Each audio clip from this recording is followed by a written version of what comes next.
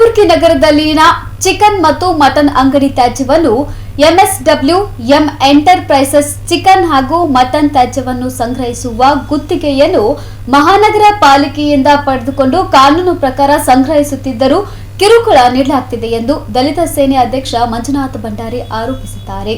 ಕಲಬುರಗಿ ನಗರದ ಪತ್ರಿಕಾ ಭವನದಲ್ಲಿ ಸುದ್ದಿಗೋಷ್ಠಿ ನಡೆಸಿ ಮಾತನಾಡಿದ ಅವರು, ಅನಧಿಕೃತವಾಗಿ ಚಿಕನ್ ಹಾಗೂ ಮಟನ್ ತ್ಯಾಜ್ಯವನ್ನ ಎಲ್ಲೆಂದರಲ್ಲಿ ಎಸೆಯುತ್ತಿರುವವರು, ಚಿಕನ್ ಹಾಗೂ ಮಟನ್ ತ್ಯಾಜ್ಯ ಸಂಗ್ರಹಿಸುತ್ತಿರುವವರಿಗೆ ಅಂಜಿಸುವುದು ಮತ್ತು ಅವರಿಗಿಂತ ಮೊದಲೇ ಹೋಗಿ ಚಿಕನ್ ಹಾಗೂ ಮಟನ್ ಸಂಗ್ರಹಿಸಿ ಕಾನೂನು ಬಾಹಿರವಾಗಿ ಅನಧಿಕೃತವಾಗಿ ಕೃತ್ಯ ಮಾಡುತ್ತಿರುವವರನ್ನು ಪತ್ತೆ ಮಾಡಿ ಅದನ್ನು ತಡೆಗಟ್ಟಲು 40 ಬಾರಿ ಮನವಿ ಮಾಡಿಕೊಂಡರು ಹಾಗೂ ಕೋರ್ಟ್ ಆದೇಶದ ಪ್ರಕಾರ ಪರವಾಗಿ ಆದೇಶವಿದ್ರೂ ಸಹಿತ ಮಹಾನಗರ ಪಾಲಿಕೆ ಕಲಬುರಗಿ ಸ್ಯಾನಿಟರಿ ಇನ್ಸ್ಪೆಕ್ಟರ್ಗಳು ಹಾಗೂ ಮೇಲಾಧಿಕಾರಿಗಳು ಕೂಡಿಕೊಂಡು ಅಕ್ರಮವಾಗಿ ಮಟನ್ ಚಿಕನ್ ತ್ಯಾಜ್ಯ ವಿಲೇವಾರಿ ಮಾಡುವವರಿಗೆ ಕುಮ್ಮಕ್ಕು ನೀಡಿ ಲಂಚವನ್ನ ಪಡೆದುಕೊಂಡು ಸಹಕರಿಸುತ್ತಿರುವುದು ಬೆಳಕಿಗೆ ಬಂದಿದೆ.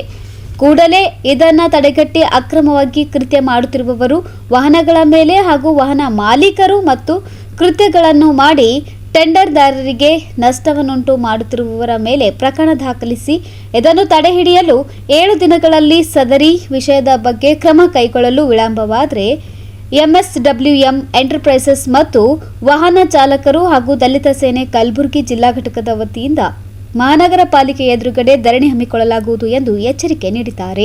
टेंडर हो गया मुझे, जब मुझे टेंडर मिला तो उसमें 4 लोग पार्टिसिपेट कर रहे थे, जिसमें हाईएस्ट बिडर मैं हुआ. मैं होने के बाद जब मैं पैसा भरा तो हाईएस्ट बिडर मैं होने के बाद ये जो अनऑथराइज्ड पर्सन जो उठा रहे, जो टेंडर में पार्टिसिपेट कर रहे थे, वो लोग फेल हो गए, उनको टेंडर नहीं हुआ, तो वो लोग भी उठा रहे हैं. तो मैं कॉरपोरेशन को बहुत सारे टाइम रिक्वेस्ट लेटर दिया, सर मैं ऑथोराइज पर्सन मैं हूँ, टेंडर मुझे हुआ है और जो अनऑथोराइज पर्सन उठा रहे हैं उनकी वजह से मुझे बहुत ज़्यादा लॉस हो रहा है. जैसे कि आप टेंडर में बोले थे 6050 किलो डेली चिकन वेस्टेज निकलता सिटी कॉरपोरेशन में बोलकर, उस बेस पे मैं टेंडर में पार्टिसिपेट किया. उसके बाद हाईएस्ट बिडर भी इसीलिए हुआ, मैं उतना मिल सकता तो मैं कुछ इनकम कमा सकता हूँ. एक कॉन्ट्रैक्टर, जब भी कोई कॉन्ट्रैक्टर कॉरपोरेशन में आता है तो उसका एक ये रहता है कि हम इतना इन्वेस्टमेंट कर रहे हैं तो कुछ कमाते हैं. तो कंडीशंस तो बहुत सारे थे, जैसे कि व्हीकल्स होना है, 4 से 5 व्हीकल्स, 10 से 15 लेबर्स, मेंटेनेंस, ये सब GST, food licence, labour contractor licence, बहुत सारे डॉक्यूमेंट्स जब हम खर्चा करने के बाद, बनाने के बाद, हम टेंडर लेने के बाद में अनऑथोराइज पर्सन, इलीगल पर्सन बगैर कुछ कॉरपोरेशन को दिए, बगैर टैक्स भरे, बगैर कोई डॉक्यूमेंट के, लीगल डॉक्यूमेंट के, वो लोग ओपन गुंडागर्दी करके कलेक्ट कर रहे हैं. मैं बहुत बार कॉरपोरेशन कमिश्नर साहब को रिक्वेस्ट लेटर दिया तो वो कुछ रिस्पॉन्स नहीं देने के बाद मैं हाई कोर्ट चला गया. हाई कोर्ट में जाने के बाद उसके वहाँ से भी ऑर्डर हुआ कि अनऑथोराइज पर्सन को बंद करना है, तभी भी ये लोग बंद नहीं करे. 15 दिन का टाइम देने के बाद भी बंद नहीं करने के बाद 1 मंथ के बाद फिर मैं कंटेम्प्ट गया. जब कंटेम्प्ट गया, कंटेम्प्ट में भी सेम ऑर्डर हुआ, एनेक्सर जे, के एंड एल के ऊपर स्ट्रिक्ट एक्शन होना है और ये लोग अपोलॉजी लेटर देकर हम इसके ऊपर एक्शन लेंगे बोलकर वहाँ पर भी कोर्ट को भी, जज साहब को भी वो लोग मिसगाइड कर आ गए. आने के बाद में मैं यहाँ पर फिर सेम लेटर दिया ऐसे ही. उसके बाद 1 साल ऐसे ही चला गया मेरा वेस्ट, अनऑथोराइज पर्सन कलेक्ट करे, मैं रिक्वेस्ट करता ही चला गया. यहाँ पर ये मालूम हो रहा लीगल का काम करने वाले के लिए कोई अहमियत नहीं है, जो सरकार को टैक्स भरता उसकी कोई अहमियत नहीं है, और जो इलीगल काम करता, जो लीडरों के चेले चपाटे काम करते हैं उनके लिए बहुत अहमियत है और हाथ गर्म कर काम चलाने का काम गुलबर्गा शहर में चल रहा है. अगर ये लोग जब कोर्ट का ऑर्डर आने के बाद भी अनऑथोराइज पर्सन को नहीं पकड़ रहे तो 2 ही हो सकते हैं उसके रीज़न. एक, या तो वो पॉलिटिकल लीडर्स का सपोर्ट लेकर इन्फ्लुएंस लगाकर गाड़ी रिलीज़ करा रहा है विदाउट फाइन, या तो फिर वो टेबल के नीचे से कुछ भी दे रहा है, 100 एंड 100 पर्सन को दे रहा है और वो गाड़ी नहीं पकड़े जा रही. डेली 7 गाड़ी चल रहे हैं गुलबर्गा में, 7 गाड़ी.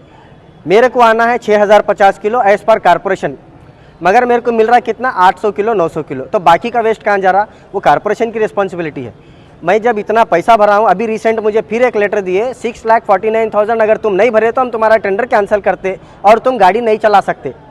तब मैं इधर उधर से खर्चा करके फिर भी उनको 15 दिन का टाइम पूछा तो 15 दिन का टाइम नहीं दिए, फिर भी मैं खर्च करके इधर उधर से लाके उनको वापस 6,49,000 भी भर दिया. उसके बावजूद भी ये लोग इलीगल वालों का ही सपोर्ट कर रहे. इलीगल वालों के ऊपर आज तक भी एक एक्शन नहीं हुआ, एक FIR नहीं हुई. इनका एक मेरे को ये समझ में आ रहा, आप चोरी करो 1 लाख रुपए का माल, 10,000 रुपये हमें फ़ाइन भर के चले जाओ, ये तुम चोरी करते रहो और हम फ़ाइन भरते जाओ. तो इसका मतलब इनके ऊपर एक्शन कुछ भी नहीं होगा, सिर्फ फ़ाइन लेंगे, बैठ जाएंगे, वो चोरी का धंधा चलते रहेगा. इनका कारपोरेशन को जो आना है वो आते रहेगा और जेब जो गर्म होना है वो होते रहेगा। अब तक 14 गाड़ी सीज करे, 14 गाड़ी में इनके पास कितने स्लिप है? 12,500 फाइन भरे सो। 4 से 5 स्लिप का मेरे पास रिकॉर्ड आया हुआ है। 8-9 स्लिप कहाँ गए? 8-9 स्लिप की गाड़ी अगर वो बगैर विदाउट स्लिप भरे के, विदाउट फाइन भरे के गाड़ी रिलीज हुई तो वो उसका पैसा कौन लिए, किसके जेब में गया? अगर वो कारपोरेशन को आता तो कारपोरेशन के रेवेन्यू के लिए कुछ काम में आता था। करीब 1 लाख रुपए लॉस हो गया कारपोरेशन का 10 से 11 गाड़ी पकड़ने के बावजूद भी। और कारपोरेशन कमिश्नर साहब पुलिस कमिश्नर साहब को लेटर देते हैं। कारपोरेशन कमिश्नर साहब हर पुलिस स्टेशन सर्कल इंस्पेक्टर साहब को लेटर देते हैं, ये अथोराइज गाड़ी 4 है, अनअथोराइज गाड़ी जो भी है ये नंबर छोड़कर अगर कोई ये गाड़ी आ रहा तो उनके ऊपर लीगल एक्शन लियो बोलकर ना। ಸುದ್ದಿಗೋಷ್ಠಿಯಲ್ಲಿ ಮುಖಂಡರಾದ ಕಾಶಿನಾಥ್ ಸಿಂಧೆ, ಅಶೋಕ್, ಜಗನ್ನಾಥ್ ಮುದ್ದಲ್ಗ ಸೇರಿದಂತೆ ಅನೇಕರು ಉಪಸ್ಥಿತರಿದ್ದರು. Bureau report in Gulbarga news.